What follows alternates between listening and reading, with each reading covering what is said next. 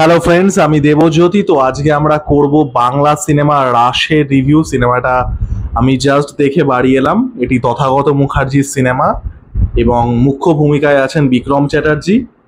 এই সিনেমাটা নিয়ে আমি খুবই এক্সাইটেড ছিলাম, কারণ তথাগত মুখার্জির আগের দুটি সিনেমা দুটোর মধ্যেই ফ্লস ছিল। এই নয় যে সেগুলো ফ্ললেস ছবি, but both war interesting works. এবং এই যে সিনেমাটার ট্রেলার ছিল, সেই ট্রেলারটা কিন্তু খুব সুন্দর একটা ট্রেলার ছিল। তো আমরা গল্প লেভেলে যেটা দেখতে পাচ্ছিলাম, যেটা ট্রেলারেও আমরা দেখেছিলাম, যে বিক্রম চ্যাটার্জি সে ছোটবেলায় তার গ্রামের যে বাড়ি, তার গ্রামের যে পরিবার, তাদের ছেড়ে চলে যাচ্ছে এবং বড় হওয়ার পরে তারপরে একটা টাইম স্পেস কেটে যাচ্ছে, একটা সময় অতিবাহিত হচ্ছে এবং তারপরে যখন বিক্রম চ্যাটার্জি তার বর্তমান বয়সে সে তার গ্রামের বাড়িতে তার পরিবারের কাছে, তার রুটসের কাছে, তার শিকড়ের কাছে ফিরে আসছে। তো এই গল্পটা আপনারা ট্রেলার লেভেলেই দেখেছেন।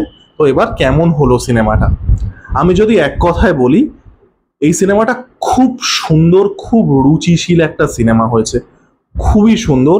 এবং হয় না কিছু সিনেমা আপনাকে মানে খুব একটা ফিল গুড ব্যাপার দেবে, মানে মন ভালো হয়ে যাবে। আপনি নেসেসারিলি সিনেমাটার সিনেম্যাটিক কোয়ালিটিস কি, আপনি ওটা নিয়ে অতটা বদারই হবেন না, কারণ আপনার একটা মন ভালো হওয়া ফিলিং হবে।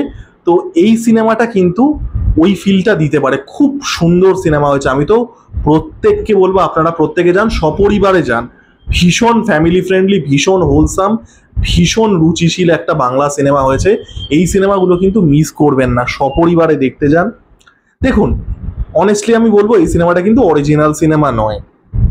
এই সিনেমাটার মধ্যে আপনারা দুটো মানে ওয়ার্ক অফ আর্টের, একটা সিনেমা প্যারাডিসো, যেটা ফ্রেঞ্চ সিনেমা, আমার রিভিউ করা আছে, চেক আউট করতে পারেন, এবং তরুণ মজুমদারের একাধিক সিনেমা খুব স্পষ্টভাবে ছাপ আছে। তরুণ মজুমদারের দাদার কীর্তি হোক, শ্রীমান পৃথ্বীরাজ হোক, বা তার পরবর্তীকালে আলোর মতো সিনেমার কিন্তু স্পষ্ট ছাপ পাবেন। এবং সিনেমা প্যারাডিসের তো খুব স্পষ্ট ছাপ আছে সিনেমা প্যারাডিসোর। এবং এটা এই নয় যে সিনেমাটা এটা প্রিটেন্ড করে যে এটা কোথাও থেকে ইন্সপায়ার্ড নয়। সিনেমা প্যারাডিসোর একটা ট্রিবিউট দেওয়া আছে সিনেমার মধ্যে। তরুণ মজুমদারের কে প্রথমেই বলা আছে যে তরুণ মজুমদার, তপন সিংহ সহ বিভিন্ন বাঙালি পরিচালক যারা ইন্সপায়ার করেছেন, এবং তরুণ মজুমদারকেও আর কি সিনেমার মধ্যে ট্রিবিউট দেওয়া আছে। দেখুন, এই সিনেমাটা কি একটা সিনেমা প্যারাডিসোর লেভেলের সিনেমা, বা তরুণ মজুমদারের যে বেস্ট ওয়ার্কগুলো, সেটা দাদার কীর্তি হোক, সেটা আলো হোক, সেই লেভেলের সিনেমা?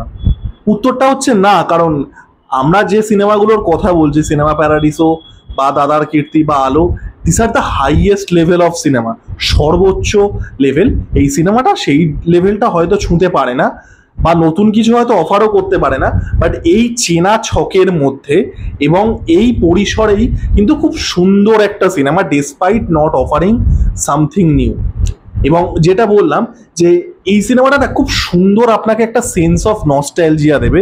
দেখুন, আমরা প্রত্যেকে নস্টালজিয়ায় ভাসতে ভালোবাসি, এই বিষয়ে কোনো সন্দেহ নেই। আমাদের পুরনো স্কুল, পুরনো বন্ধু বান্ধবদের সাথে দেখা হওয়া, পুরনো আত্মীয় স্বজনদের সাথে দেখা হওয়া, দিদার কাছে গল্প শুনতে বসা, পুরনো মানুষদের কাছে গল্প শুনতে বসা, নস্টালজিয়া কিন্তু মানুষের খুব স্ট্রং একটা সেন্টিমেন্ট, এবং বাঙালিদের কাছে তো সেটা আরও বেশি। এবং এই সিনেমাটা কিন্তু ওই নস্টালজিয়াটাই, ওই স্কুল জীবনে ফিরে যাওয়া, ওই দিদার কাছে গল্প শুনতে বসার ওই যে সেন্টিমেন্টটা, সেটারই সিনেম্যাটিক ভার্সান হচ্ছে এই সিনেমাটা, এই রাশ সিনেমাটা। খুব সুন্দর সিনেমা হয়েছে। পারফরমেন্সেস প্রত্যেকের ভালো, সব থেকে ভালো পারফরমেন্স এখানে অনুসুয়া মজুমদারের। অনুসুয়া মজুমদার হচ্ছে বাড়ির দিদিমা আর কি। এত সুইট একটা ক্যারেক্টার, আপনার মনে হবে গিয়ে আপনি গাল দুটো টিপে দিয়ে আসুন, এত সুইট একটা ক্যারেক্টার। অনসাম্বল একটা সিনেমা, অনেকে আছেন, অরিন্দম চক্রবর্তী থেকে সুদীপ চট্টোপাধ্যায় থেকে শুরু করে আরো অনেকে আছেন। Vikram Chatterjee de facto hero, যদিও এটা ওরকম হিরোইজম আলা সিনেমা নয়। প্রত্যেকের পারফরমেন্স খুব ভালো, বাট আপনার কিন্তু অনুসুয়া মজুমদারের পারফরমেন্সটা মনে থাকবে। আর বিক্রম চ্যাটার্জির কাজও খুব ভালো। এই কথাটা আমি আগেও বলেছি যে বিক্রম চ্যাটার্জি কিন্তু তার স্টার হওয়ার কিন্তু সব রকম এলিমেন্ট আছে। তার চেহারাটা আছে, তার লুকস আছে, তার সিনেমারও কিন্তু একটা লেভেল অফ কোয়ালিটি আছে। তার একটা বড় হিট দরকার এই সিনেমাটা, বা তারপরে মৃগয়ার যে সিনেমাটা আছে সেটা নিয়ে বাদ আছে, টিজারটা এত ভালো রেসপন্স পেয়েছে। যদি এইগুলো ক্লিক করে যায়, তাহলে বিক্রম চ্যাটার্জি কিন্তু নেক্সট লেভেলটায় যেতে পারে। তো খুব ভালো পারফরমেন্স প্রত্যেকের। এবার এই সিনেমাটা কিন্তু স্লাইস অফ লাইফ সিনেমা, ঠিক আছে? এবার সেটার একটা নেগেটিভ দিকও আছে, বাট এই সিনেমাটা কিন্তু বাই অ্যান্ড লার্জ খুব যে স্ট্রং কোনো গল্প সবসময় বলতে চেয়েছে তা নয়। কিছুটা খাপছাড়া, কিছুটা খামখেয়ালি ভাবেই কিন্তু চলে সিনেমাটা, সবসময় খুব কোহেসিভ গল্প কিন্তু নয় সিনেমাটা, ঠিক আছে? অনেকটা পার্ট কিন্তু স্লাইস অফ লাইফ, যে গ্রামের মানুষ তারা নিজেদের মতো জীবন অতিবাহিত করছে, এই পরিবারের মধ্যে খুনসুটি হচ্ছে, এগুলো কিন্তু সিনেমার বেশ খানিকটা সিনেমা জুড়ে চলে। তো অনেকটাই কিন্তু স্লাইস অফ লাইফ এলিমেন্ট আছে, এবং সিনেমার হিউমারটা খুব সুন্দর এবং খুব ফ্যামিলি ফ্রেন্ডলি, খুব রুচিশীল একটা হিউমার। সিনেমাটা কিন্তু যথেষ্ট হাসির। আমার হলে ওই 20-22 জন লোক ছিল, লোকে কিন্তু হেসেছে। আর যেটা বললাম যে নস্টালজিয়াটা, মানে এই সিনেমাটা সব থেকে স্ট্রং হচ্ছে, এটা হচ্ছে আপনাকে ওই ছোটবেলাটা, আপনার যে যে নস্টালজিয়ার যে সুখ স্মৃতি যেগুলো নিয়ে মানুষ আঁকড়ে থাকে, সেগুলো কোথাও গিয়ে মনে করিয়ে দেবে। তো সেটা সিনেমাটার স্ট্রেংথ।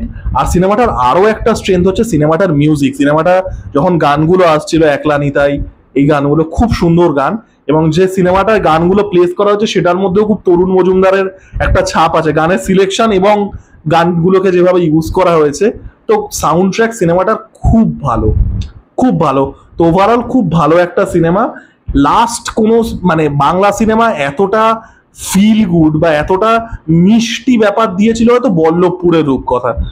বল্লভপুরের রূপকথা কবে, 2021 বা 2022-এ? তো তারপরে এই সিনেমাটা খুব মিষ্টি একটা সিনেমা।